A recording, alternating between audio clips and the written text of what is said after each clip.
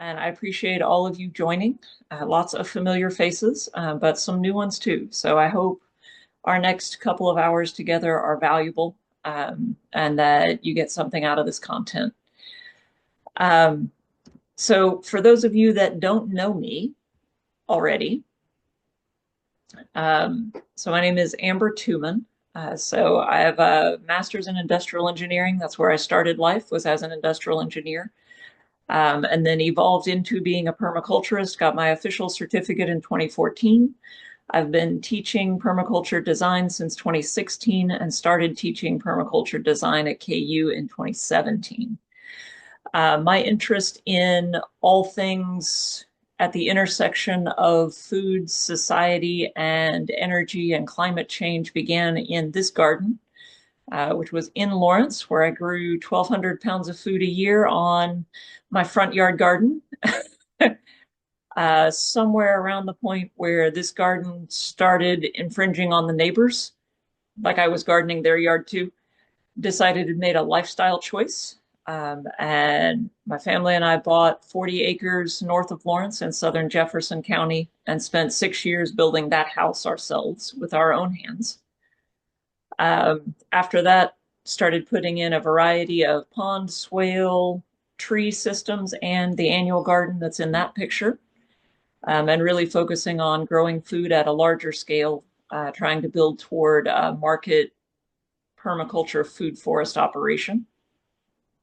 A divorce center there, and am now transforming 3 acres east of Wichita into a semi-urban homestead with a food forest area and annual gardens, and working toward grazing animals and chickens in the longer run.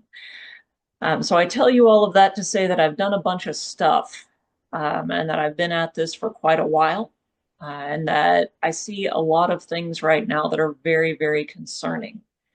I believe from studying over the last 20 years that we are entering a period of very rapid change, that the pace is going to continue accelerating, and that there's a lot that we have control over, and there are some things that we don't. And I think we need to be honest about that. So anyone who is attending hoping that I will say, oh, if you just do these 2 things, everything's going to be okay, you are not going to get that from this talk. Things are not going to be okay. But they don't have to be as bad as they could be. And we have a lot of room to make things not nearly so bad. So that's kind of where I'm at. I'm approaching this as I'm going to set the timeline I'm looking at only the next 2 years. So we are not going to talk about what 6 degrees C of warming looks like, even though we're probably going to get there. We are not going to talk about what 40 feet of sea level rise looks like. Like, that's not tonight's conversation. I'm really just trying to pick out the things I think will impact people's lives, specifically in the Midwest, in the US, over the next 2 years. We're going to look at the top 3 things I think we're going to be dealing with. And then the top 3 things I think we should all be doing right now to try and make it better at the end of those 2 years than it could be. Okay. So the first and probably most urgent thing I think we're going to deal with is disease, another pandemic. So to understand the impact of what is coming, we need to understand a few things about where we've been. So COVID-19 is with us. It's going to be with us. It's an endemic but ever evolving disease. As much as people in political spheres want to say that COVID is just another cold and it's not a big deal, it is not true. There are a few key things about COVID infection that play into the next pandemic. The first and biggest one is that there are multiple studies demonstrating that we have a suppressed immune response for at least 6 months following every infection with COVID. That effect is cumulative. So if you have had COVID 3 or 4 times, your immune system is not functioning the way that it did before you had COVID the first time. You are more susceptible to all forms of infection.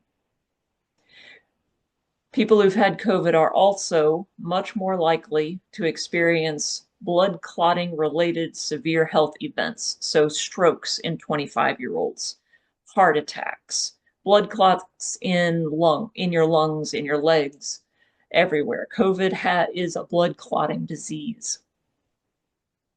It also has neurological effects.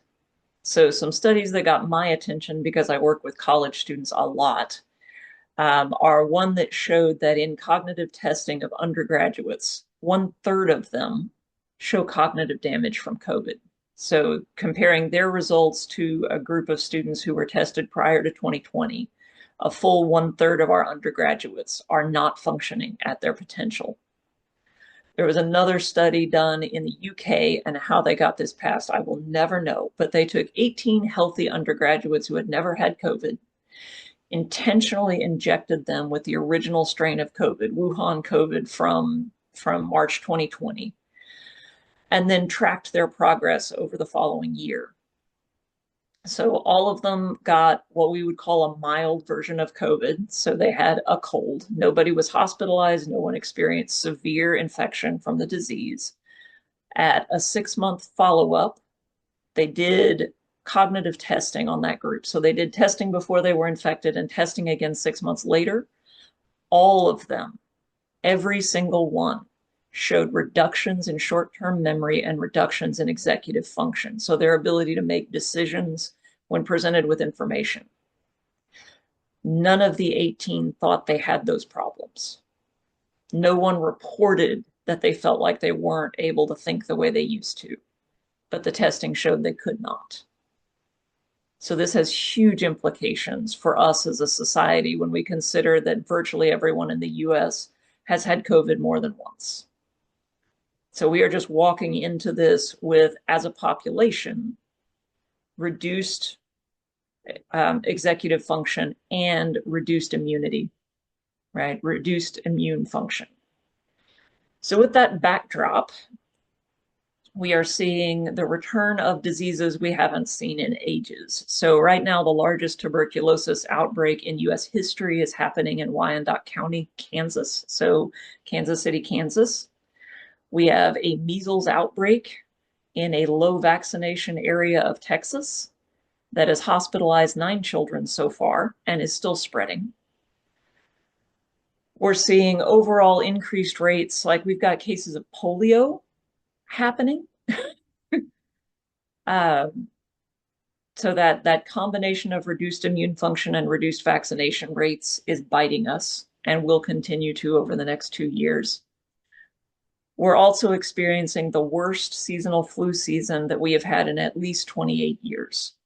So the current rates are as high as they were in 2007-8, which is the last worst flu season on record. But our rates are still rising. We are going to surpass that rate. So we are on our way to a record level of seasonal flu. Respiratory diseases overall, right? So this would add in RSV and COVID on top of seasonal flu, make up 80% of emergency room visits. In multiple cities across Kansas, ICUs are full, and they are full of respiratory patients. Like personally, I know a mother whose child was hospitalized for RSV. They wanted to put her in the ICU and they could not find a bed in the hospital. In the pediatric intensive care unit was full of RSV patients. The heart intensive care unit was full of cardiac and respiratory patients. They were looking at potentially having to fly her to another hospital to find an available ICU bed. Our hospitals are stretched. Our respiratory therapists are on mandatory 18-hour shifts to be able to cover the level of respiratory disease currently taking place. And that's in Kansas. That's a Kansas City number. Okay. So understand we are going through it right now as a country. And then we have bird flu. And so most of you have probably seen headlines or stories about bird flu H5N1. There are actually a lot of different bird flus. So we're really talking about H5N1 specifically. This virus has been with us for a long time. It was first detected in 1996 in Southeast Asia. We've had occasional infections of people from birds since then. Half of those infections have been fatal. Now, odds are good that there were many other infections that just never went to a hospital. And so a 50% fatality rate is probably high for this virus. Something changed with it in 22, and it suddenly started infecting many more species. It crossed the pond, if you will. It had stayed throughout Asia and Africa. It jumped to the US and has been traveling with migratory bird species through North and South America since then. It has started infecting mammalian species. So we know that foxes, all livestock, goats, sheep, cattle, pigs have all had bird flu cases. Virtually all wild bird populations, especially seabirds, are infected. Domestic cats and dogs, cats in particular, appear susceptible to the virus as it has mutated so far. There have been quite a few cat fatalities, both of large cats in zoos and also pet cats who have been infected. The data that we have would say that this virus has the potential to be a very high mortality flu in humans. So the WHO is estimating 10 to 25% fatality rate. So if you think about that, if you have ever had the flu in your life, 1 in 10 to 1 in 4 chance that you had died of it. And we are in the middle of the highest flu season we've experienced.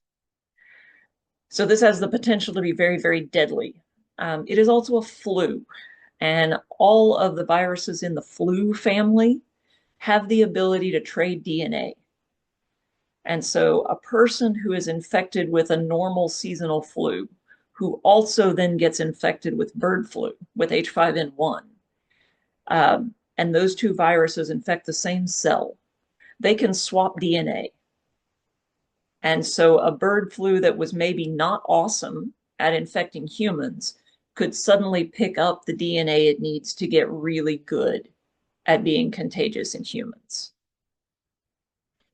Okay, so that reassortment can happen at any time that one person is infected with two strains.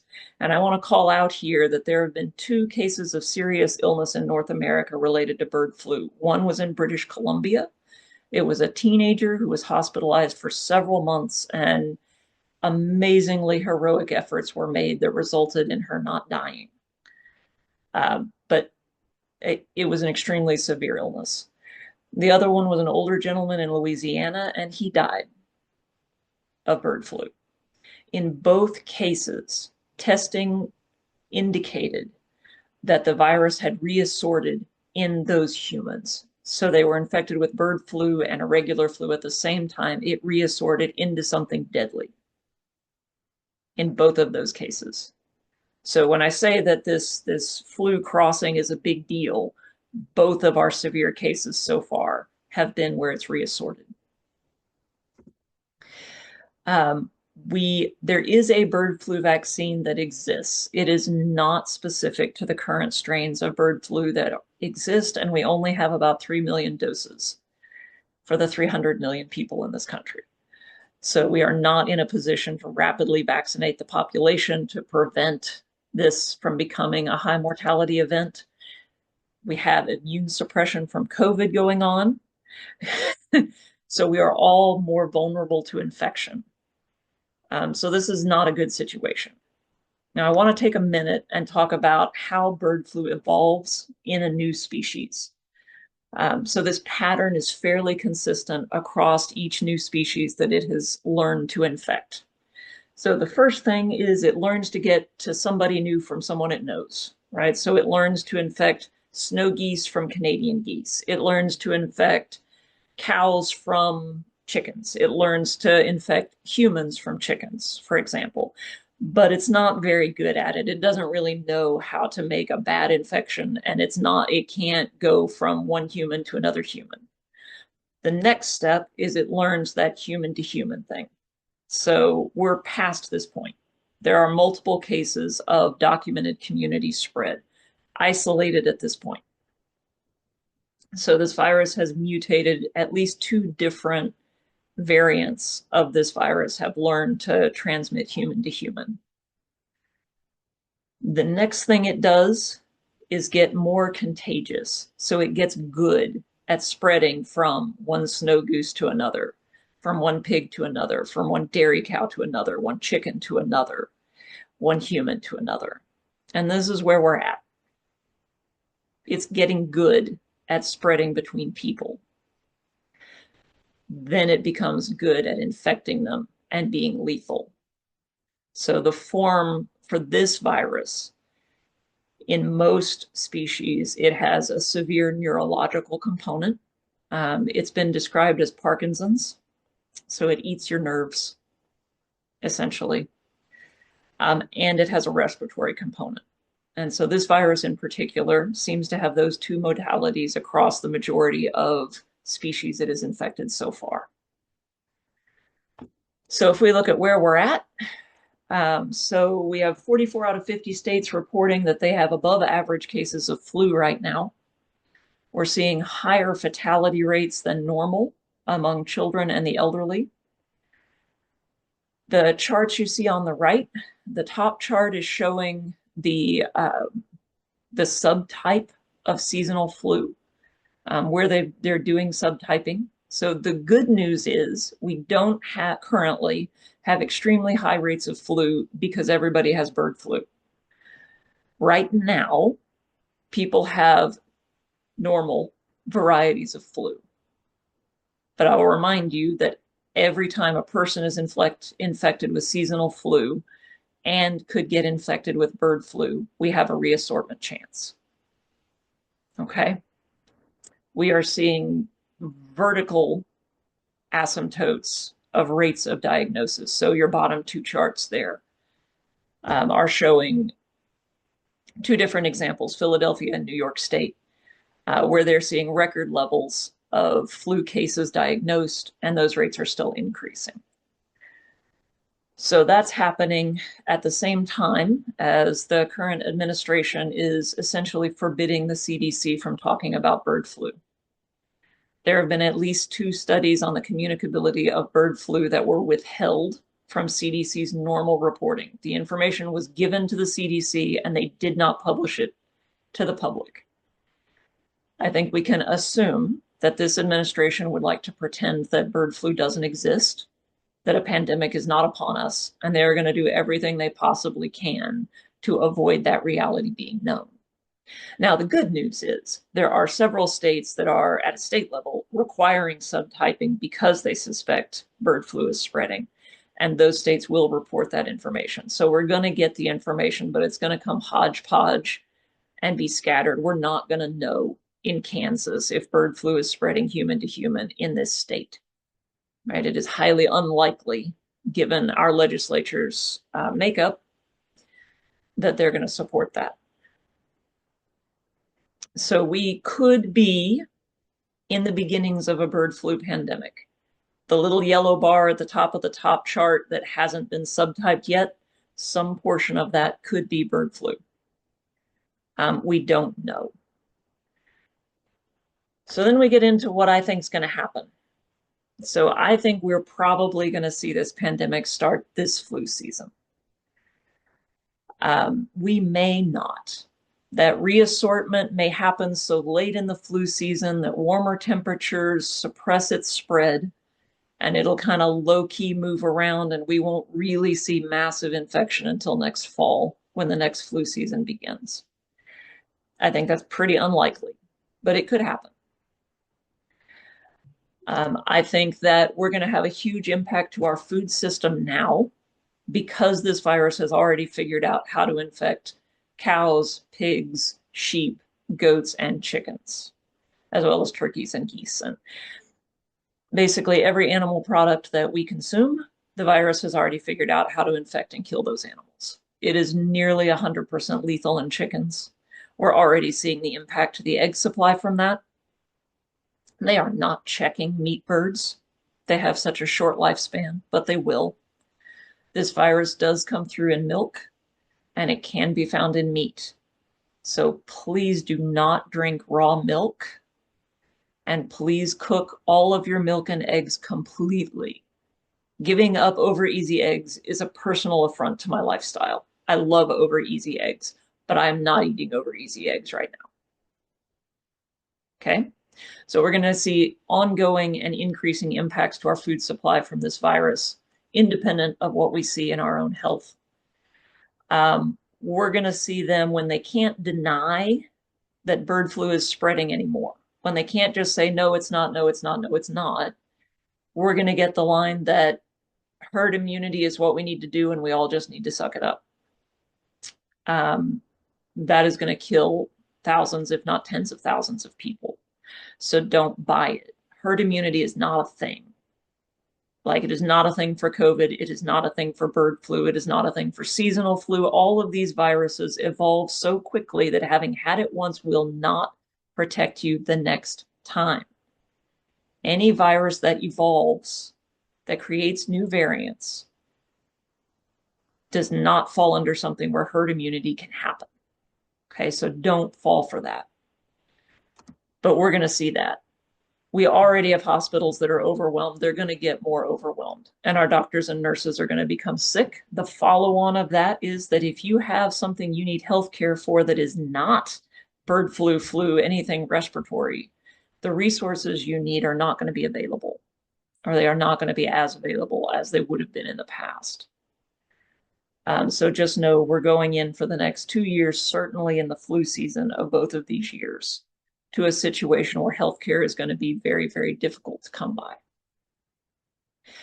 I also think that while in the miracle scenario where bird flu does not go pandemic this season, we would have had time to develop a good vaccine and get it distributed by next fall if we took the same approach that we took during COVID. I think it's very unlikely, based on what this administration is saying and doing, that they're going to do that. And so whether it happens this flu season or next flu season, we're going to be going through at least one season where this thing is running rampant. And we don't have a lot of tools to deal with it. So that's my prediction for this one. Now, I'm sure that there are a lot of questions, so I do want to stop and say I'm not going to take questions as I go through, but I will at the end put them in the chat. And when we get to the end of the presentation, I will start there and answering questions. We'll also have, I'm hoping, about 30 to 45 minutes to do live Q&A with you guys. I'm happy to answer whatever I can. But if you have questions, please throw them in the chat and we will get to it. So issue number 2 that I think we're going to be dealing with is, I'm going to call it economic catastrophe because I think that's warranted. So if we look at what is coming at us, so we have an administration with the stated goal and actions to back it up of substantially reducing the footprint of the federal government. So federal government funding is 23% of our economy. So any cuts to that are going to have multiplier effects. Every federal dollar spent in a community has about a 2.8 multiplier, right? So just shy of $3 in overall economic activity in that community come from those federal dollars. So the follow-on impacts of that 23% touch everything.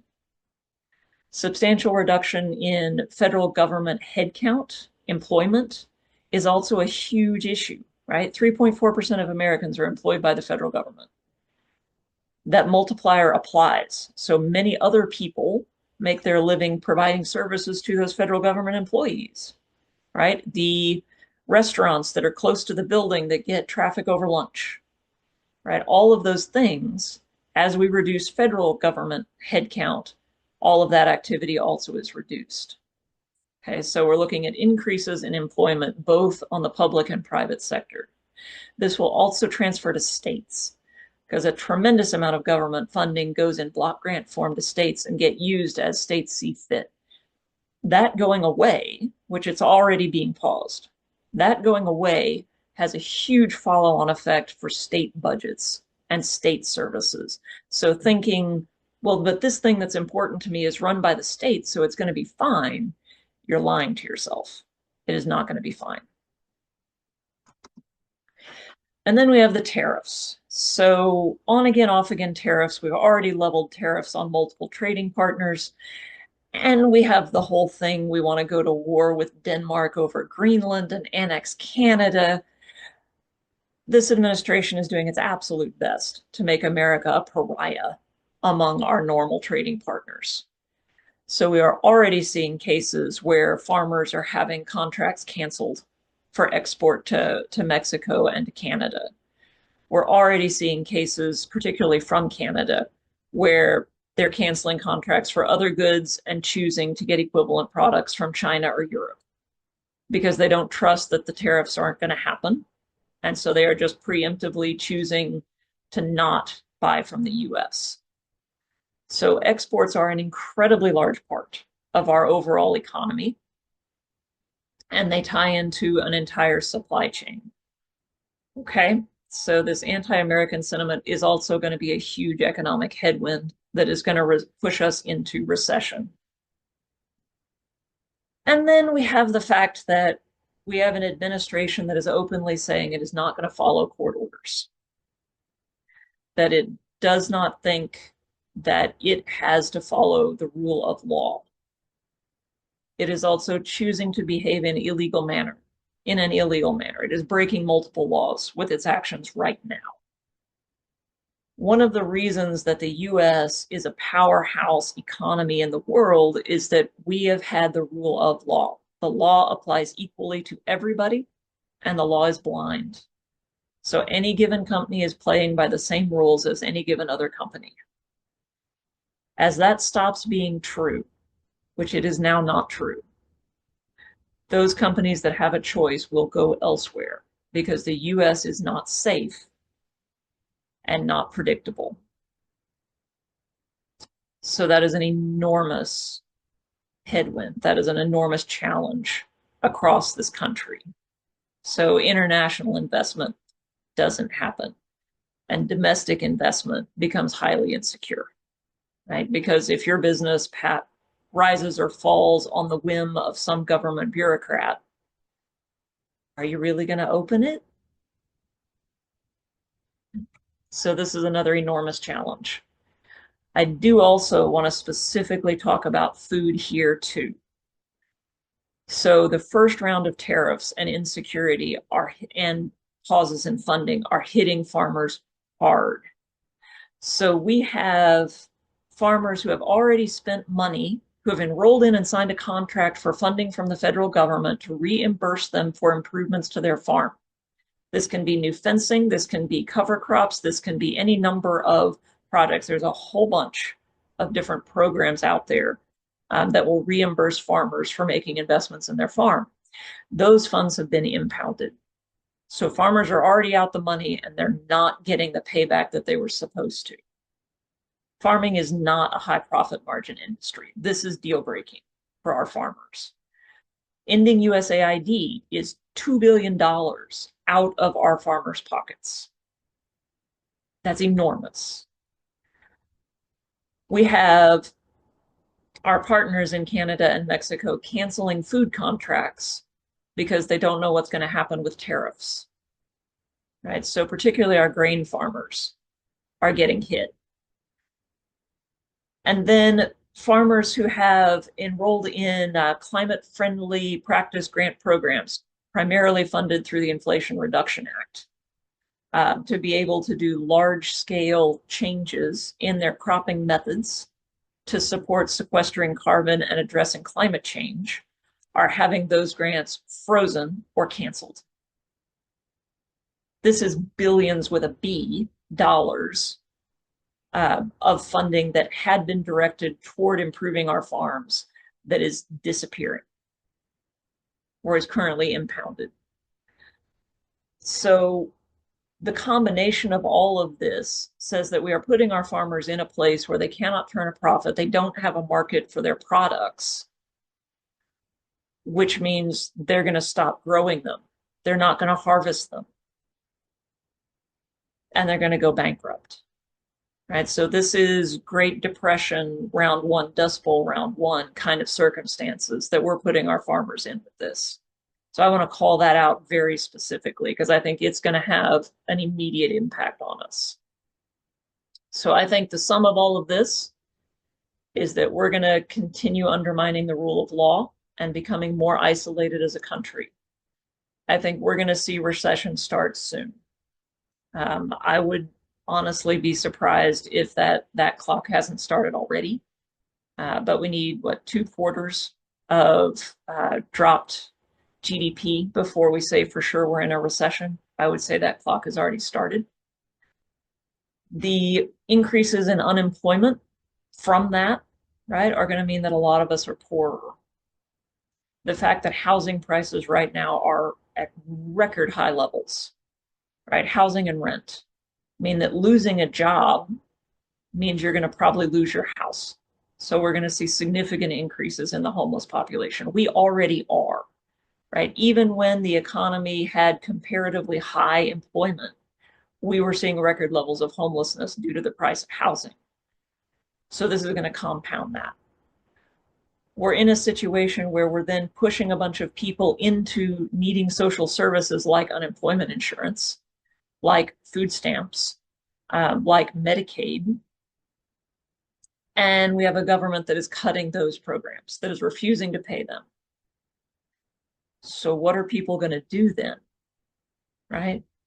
And then most people have health insurance through their employer. This administration has already said they want to enact substantial cuts to the ACA, so Obamacare, healthcare plans. They want to cut Medicaid. They want to cut Medicare. So we have a whole bunch of people who are about to lose health insurance in the middle of a pandemic.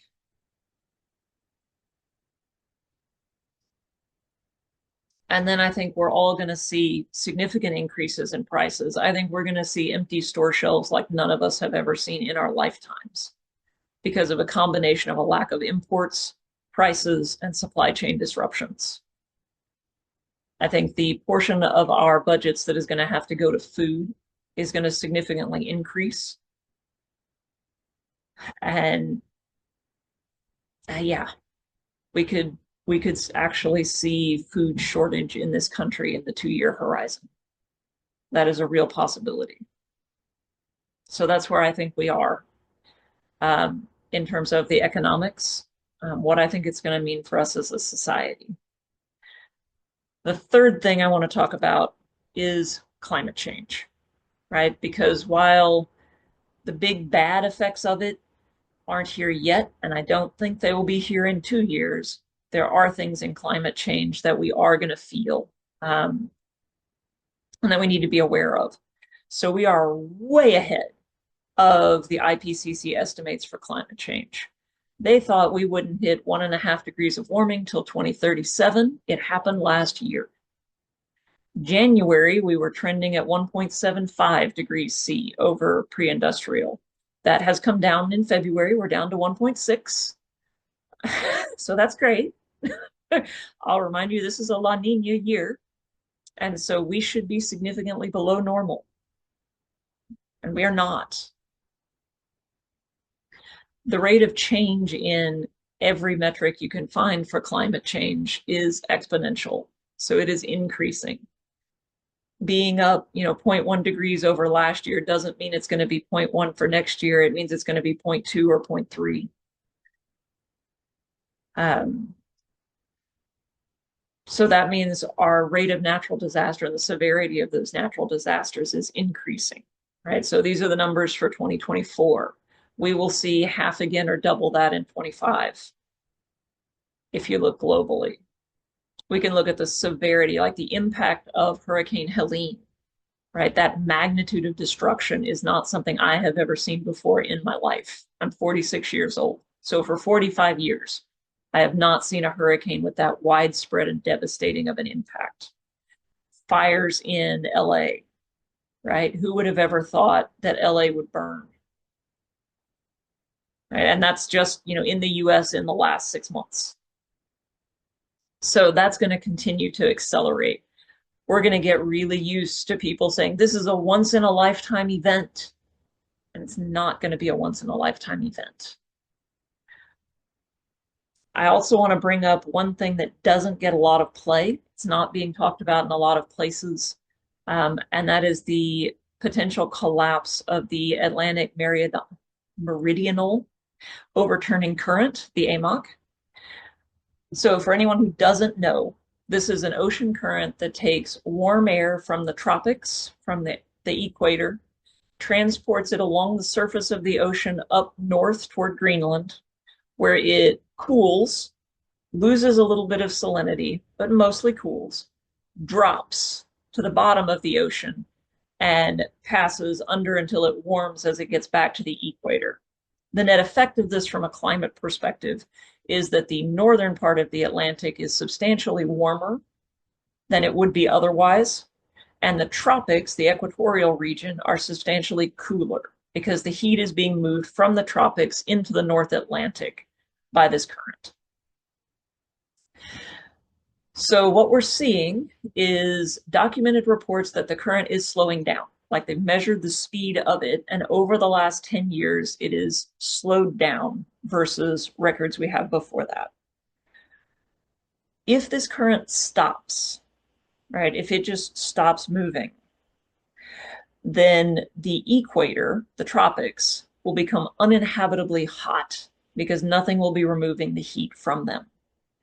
And Northern Europe, the northeastern part of the US, and Canada will become substantially cooler. So there's that fairly immediate effect. There is also the fact that it changes rainfall patterns. So the last time this happens, what is now the Amazon rainforest became a grassland because it changed the monsoons. The same happens throughout Africa. The monsoons change or disappear. So we see areas that would desertify rapidly in Africa because the rainfall pattern would shift. So when this thing stops, it's going to be really, really bad.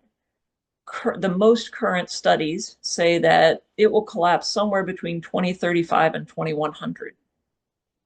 I'm going to remind you of the adjustment I told you to make to all things climate, right? Subtract 10 to 15 years. I bring this up because right now, as we speak, in the Beaufort Gyre, so this is a look at the Arctic, the North Pole. So the Beaufort Gyre is essentially a giant whirlpool that is maintained by the normally pretty tight wind currents swirling around the North Pole.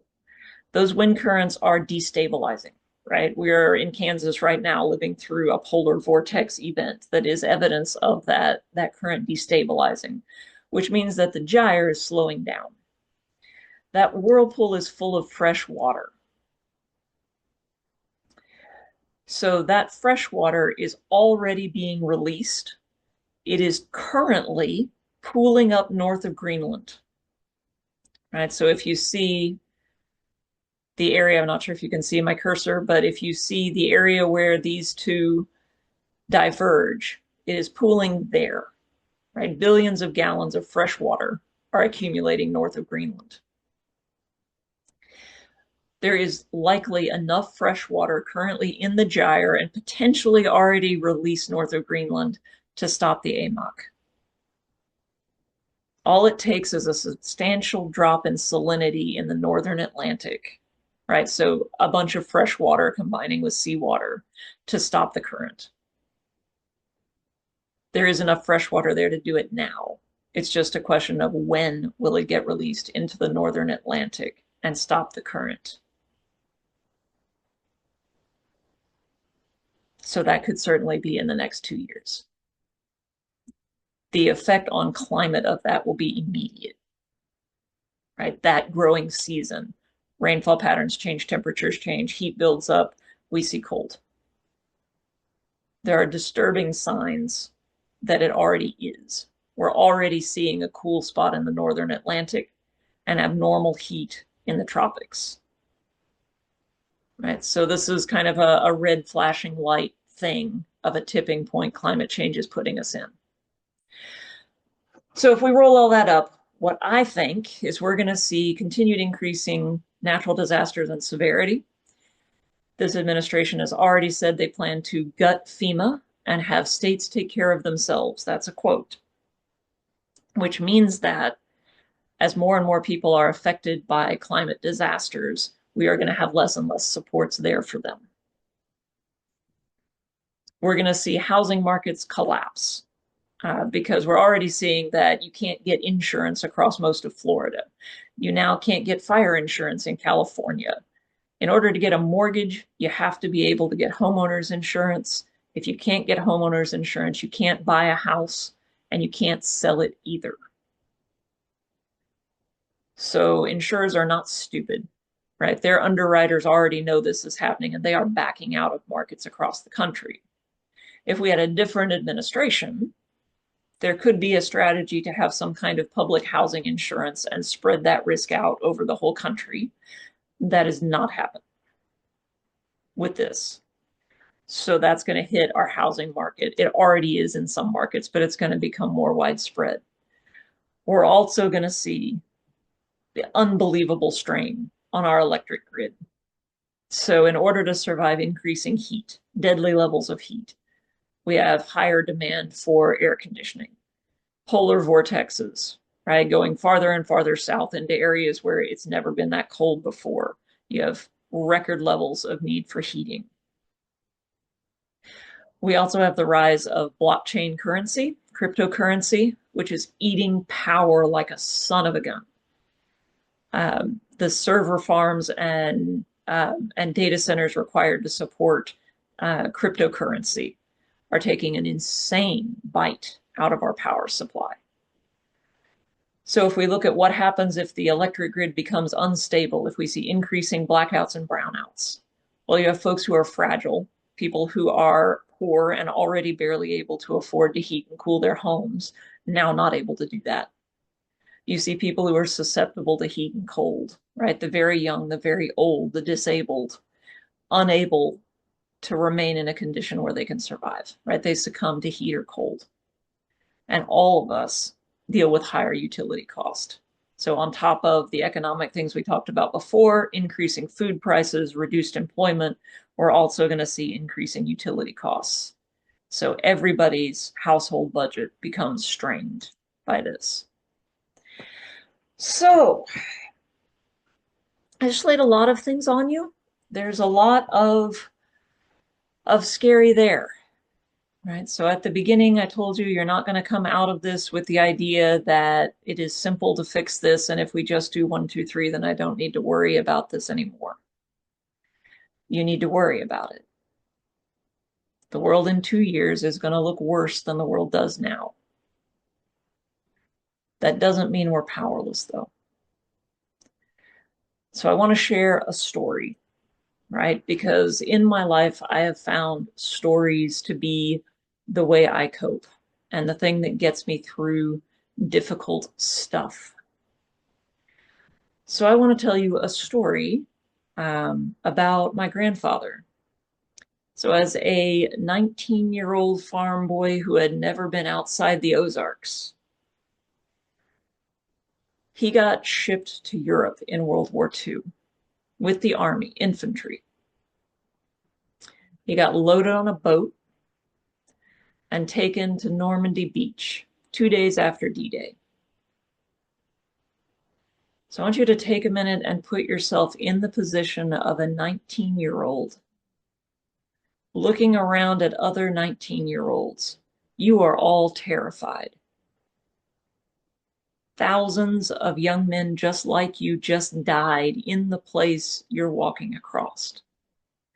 There are still bodies on the beach. You are looking at blankets covering the faces of people who look just like you. And you are being marched into bullets, just like the ones that killed those young men. And in your heart, you have a choice, right? Or maybe you don't, because you have to go. And you have to defend the people you love at home. And you may not come home. You know, looking around you, that some of the people you're looking at will not go home. And so you march. So he marched. And he fought across Germany to the Battle of the Bulge. He had his finger shot off and got sent back for his first Purple Heart. A bomb exploded next to him right after the Battle of the Bulge and filled his left side with shrapnel. That one sent him home with his second Purple Heart. But he came home, and a lot of others didn't. So when I look at that story and I look at where I'm at now, I feel like I'm looking around at my friends and family, and I don't know what's going to happen to any of us. I know that what I'm facing is terrifying. And I know it just gets scarier from here. But I still have to go. And I still have to do the hard thing. And I still have to try. Because if I don't try, then we all die. So I try. And I would like to ask you to specifically try in these 3 areas. Okay? I want you to know you are no good to anybody if you are sick, disabled, or dead. Okay? I know masks are uncomfortable and unpopular, and you get looks. I wear a mask everywhere I go in public, to include when I'm teaching at KU. I'll deal with it. Because the fact is, wearing an N95 mask is more than 95% effective at preventing you from getting the flu. That's the regular flu, that's the bird flu, that's all the flu. It is around 95% effective at keeping you from getting COVID. Wearing a mask, washing your hands, using hand sanitizer whenever you're leaving a public place or going in, right? Flu in particular survives on surfaces very, very well, especially when it's cold. Don't touch your eyes or mouth if you haven't washed your hands recently, okay? Doing those things will keep you from catching bird flu. It will keep you from catching the regular flus. It will darn near keep you from catching COVID. Please do these things. Okay? Please. Second thing I think we should all be doing is growing food. Even if all you can do is a window box of lettuce on your windowsill, please do that. I hope I've presented enough different ways that our food system could become extremely constrained, right? And I'm using nice words, where significant portions of our population could be facing hunger, if not starvation. In the near term, we need as much food available in our communities as we possibly can, even if your job, your source of income, everything is stable and you can afford more expensive grocery prices. Your neighbor may not be able to. And the bucket of potatoes you grow, the extra radishes and parsnips, the dark green leafies to go with the cheap carbohydrates they can still afford, will keep them alive and keep them healthy. Everyone needs to grow some kind of food. Okay? Nothing is too small. Do it. In my opinion, if you want to have the biggest impact you can, sweet potatoes, greens, and green beans. Sweet potatoes love it hot and they don't care if you water them, and they're incredibly nutritious and they keep just on a shelf. It is hard to beat a sweet potato in Kansas. Dark green leafy vegetables pack an incredible vitamin punch. If someone can only afford cheap starches at the store, right, whatever is on sale, a handful of dark green leafies will give them the vitamins and minerals they need to stay healthy on that diet. And it doesn't take very much space to grow an awful lot of it. And then almost everybody eats green beans. They're very productive for the space, and you can grow 2 to 3 crops of them over a growing season. It is hard to argue with a green bean. So that's just my opinion. Grow everything. I grow everything. Or I'm trying. And the third thing is I think we need to be supporting each other. So we need to be creating networks that aren't just I wave at my neighbor. Although if you're not waving at your neighbor right now, you need to learn who your neighbors are. We need to be checking in on each other. You need to know who in your neighborhood is older and may need assistance. You need to know who in your neighborhood um, is economically at risk. You need to know their phone numbers, and you need to be willing and able to go knock on their door and say, "Are you okay?" You should also knock on their door and throw a block party and have some food together. You should also have some fun. Okay? But we need to be building community, not online, not with people that are spread all over the world, the people who are next door to us, right? And we need to be building up our community resilience plans. I'll also put a plug in here for county level action, county and city level action. There is an awful lot that local government can do to impact local conditions. And an individual voter or family of voters or block of voters has a huge opportunity or ability to change county decisions, right? It doesn't take very many of us advocating for something to change opinions.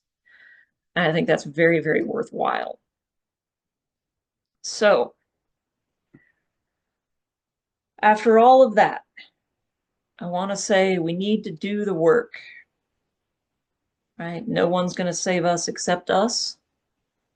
And then the motto from the beginning, every day little up, is one I've been saying for a very long time. And it just means you don't have to do everything today, but you should do something today and something tomorrow. And over time, all of those somethings add up. Okay? So I'm going to put that up. If anyone wants to make it so I can do more workshops and talks like this and those things, the QR code and website is the way to help me do that. Because just like everybody else, I have to have a job and I have to pay my bills and do my things. And now we're open for questions.